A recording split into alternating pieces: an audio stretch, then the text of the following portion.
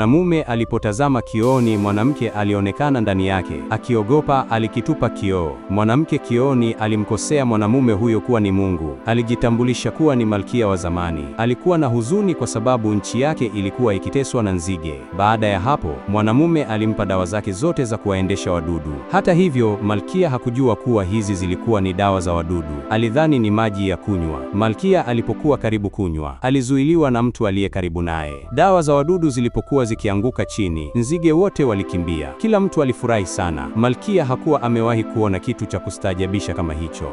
Alimwomba mwanamume amwagie dawa zaidi za wadudu, lakini mwanamume alisema ana ombi. Malkia alitaka kujua ombi la Mungu lingekuwa nini. Kwa kushangaza, kijana alisema anataka hazina nyingi sana. Malkia alikubali ombi lake kwa urahisi, na haraka aliagiza masanduku mawili ya dhahabu uletwe. Ndani ya dakika moja, rundo kubwa la dhahabu lilikuwa mbele ya mwanamume huyo. Kwa kuwa mwaminifu, mwanamume alimpa malkia dawa zote za wadudu, lakini malkia alifikiri hizi hazikuwa tosha. Basi mwanamume alitivuruga dawa zote za wadudu zilizokuwa ghala ndani ya kioo. Dawa za wadudu zilinyesha kama mvua. Malkia alitangaza kwa furaha kwamba kuanzia sasa nchi yake itakuwa huru na shida ya nzige. Mara tu mkopaji wa mwanamume alimpata, akamwambia mwanamume kwamba hakuwa na haja ya kulipa deni la awali. Mwanamume alishangaa sana na akauliza kwa nini. Mkopaji alitoa picha yake na mke wa mwanamume na alimsifu mke wa mwanamume kuwa si mrembo tu bali ni mpole. Mwanamume alikumbuka kuwa mke wake hakuwa amerejea nyumbani usiku uliopita. Mara alitambua kilichotokea. Wawili hao waligombana kwa sababu hii. Malkia aliona kila kitu kioni. Malkia mara akaamuru kukusanya askari 100,000 ili kumwokoa mwanamume huyo.